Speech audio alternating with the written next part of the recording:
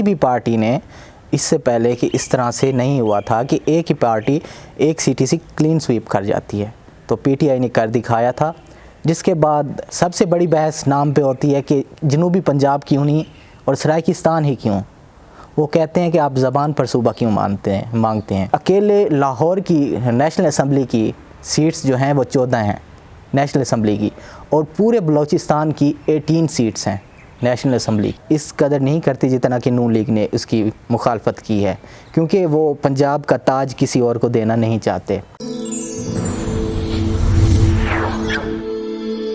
कौमी असम्बली की total 342 seats हैं, जिसमें से 6 सीटें मुल्तान में होती हैं और वही फ़ैसला करती हैं, क्योंकि 2 अहम मिनिस्ट्रियाँ मुल्तान को मिलती रहती हैं, चाहे वो वज़ारत ख़ारजा हो या वज़ारत खुराक हो या गवर्नरशिप हो। तो मुल्तान एक अहम शहर है, सेनेट की भी इसके लिए आपको वज़ारत मिलती है, एक सीट मिलती है। तो इसके अलावा कौमी असम्बली में आपकी 6 सीट्स हैं, जिसकी 4 आपकी मुल्तान शहर में होती हैं और एक शुजाबाद और एक जलालपुर पीरवाला की सीट्स है। जब 2008 के इलेक्शंस हुए थे तो उसमें से यूसुफ रज़ा गिलानी मुल्तान की NA 154 जो कि अब 148 है, तब 151 था, उससे कामयाब होकर सिकंदर याद बोसन से वो जीते थे और वज़ारत उज़्मा की कुर्सी पे बैठे थे। 2018 के इलेक्शंस में हम जब माजी को देखते हैं तो पीटीआई ने यहाँ से 6 की 6 नशिस्तें मुल्तान की जीती थीं। तो ये एक वंडर था मुल्तान के लिए कि किसी भी पार्टी ने इससे पहले कि इस तरह से नहीं हुआ था कि एक ही पार्टी एक सीट से क्लीन स्वीप कर जाती है। तो पीटीआई ने कर दिखाया था। जिसके बाद यहाँ पे बागी भी आए हैं, उसी पार्टी से आए हैं, टूटी भी है पार्टी, नए बंदे भी आए हैं।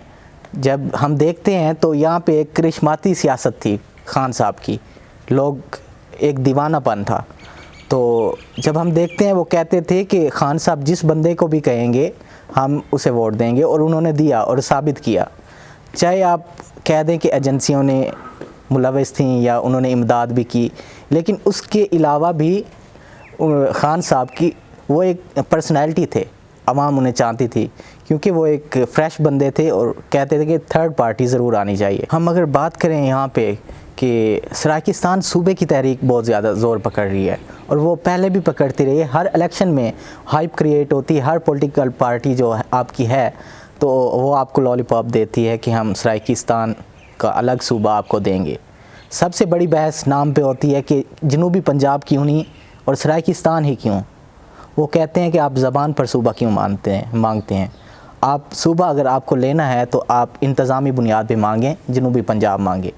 तो कुछ पार्टीज़ इस पर भी राज़ी होती हैं कि इंतज़ामी बुनियाद पर ही सही पंजाब को तकसीम ज़रूरी होना चाहिए, क्योंकि अगर आप मशरक़ी पंजाब को देखें जो इंडिया के पास है तो उसके उन्होंने 4 हिस्से किए हैं।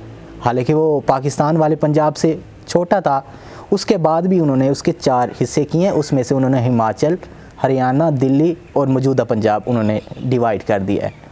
और यहाँ पे अगर हम देखें तो 54 आई थिंक यहाँ की पॉपुलेशन है सिर्फ पंजाब की, और 3 सूबे जो आपके हैं तो वो उनकी अलग से पॉपुलेशन है। अकेले लाहौर की नेशनल असम्बली की सीट्स जो हैं वो 14 हैं नेशनल असम्बली की, और पूरे बलूचिस्तान की 18 सीट्स हैं नेशनल असम्बली। तो इस तरह से यहाँ की आवाम जो चाहती है, सराइकी वसेब के लोग जो चाहते हैं, जो मज़लूमियत का शिकार हैं, वो कहते हैं कि अगर अलग सूबा बनेगा तो वसाइल हम तक आएंगे। जब तक अलग सूबा नहीं बनता तो तब तक ये मुमकिन नहीं कि यहाँ पे तरक्याती काम हो सके। उसके लिए हमें दरकार है कि सूबा बनाया जाए, लेकिन सूबे की मुखालफत नून लीग ने भी की है और बाकी पार्टियाँ इस कदर नहीं करती जितना कि नून लीग ने उसकी मुखालफत की है, क्योंकि वो पंजाब का ताज किसी और को देना नहीं चाहते। उसके लिए आपको जब पीटीआई को कहा गया कि आपने सूबा क्यों नहीं बनाया, उन्होंने कहा था कि हमारे पास 2/3 मेजॉरिटी नहीं है और नून लीग हमें सपोर्ट नहीं करना चाहती कि हम आपको सूबा बना दें। उसके लिए 2/3 मेजॉरिटी दरकार है। तो यूसुफ रज़ा गिलानी तब उन्होंने कहा था कि आप आएँ, हमसे बात करें, हम आपको 2/3 मेजॉरिटी ला के देते हैं। तो उसके बाद नो कॉन्फिडेंस हो गया, तो इस पर बात नहीं हो सकी और ना इसका हल निकल सका। और अब जो इलेक्शन 2023 का आने वाला है, ये सारा इलेक्शन ही صوبے پہ ہوگا، الگ صوبے پہ ہوگا۔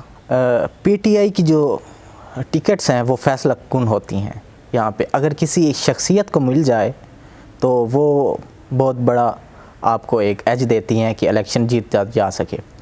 یہاں کی جو پہلی سیٹ ہے 148 کی، تو اس میں سے ہمیشہ پی ٹی آئی جو last time P T I نے ون کی تھی، اس کے لیے بھی انہوں نے دھرنا دیا تھا۔ جو یہاں کے ایم این اے تھے جو بنے تھے اپنا احمد حسین ڈیڑھ صاحب، انہوں نے بنی گالا جا کے دھرنا دیا تھا ٹکٹ کے حصول کے لیے، اور ٹکٹ لے کے وہ کامیاب ہوئے تھے۔ اور اس کے بعد رجیم چینج جو آپریشن ہوا ہے اس کے بعد وہ باغی رکن قرار پائے ہیں، اور ابھی تک انہوں نے استعفیٰ نہیں دیا ہے۔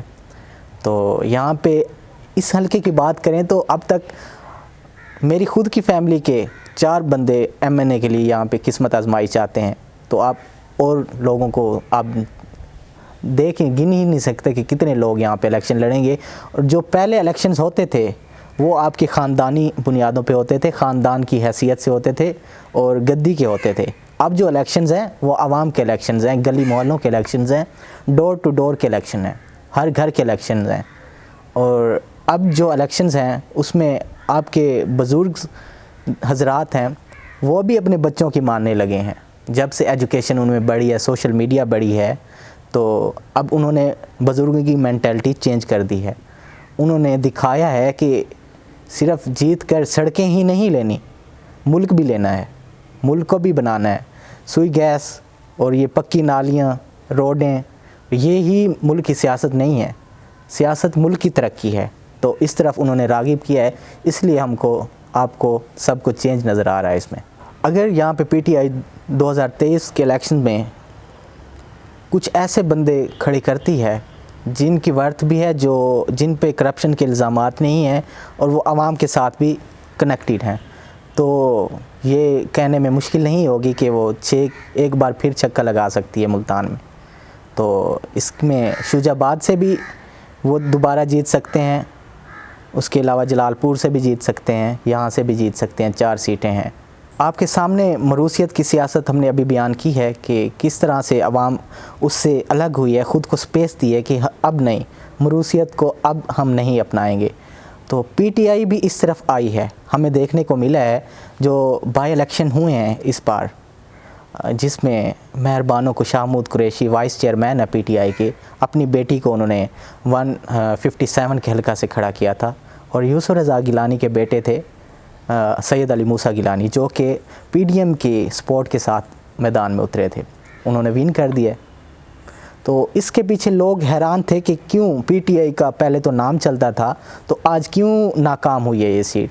تو اس کا بھی سب سے بڑا جو اہم ریزن تھا وہ مروثیت سی، کیونکہ اپنا جو شاہمود قریشی ہے خود بھی ایم این اے تھے، اپنے بیٹے کو پنجاب کی سیٹ پر الیکشن لڑوا کے وہ بھی کامیاب ہو چکے تھے، اور پھر اپنی بیٹی کو لا رہے تھے۔ عوام نے مسترد کر دیا اس کے فیصلے کو۔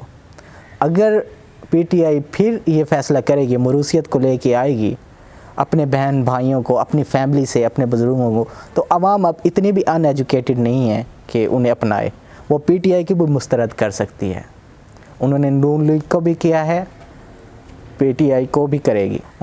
جو اب سینیریو چل رہا ہے، جو اب کے حالات ہیں پورے پاکستان کے، وہ تنگ آ چکے ہیں اسمبلیوں کے ٹوٹنے سے اور اپوزیشن کے شور شرابے سے۔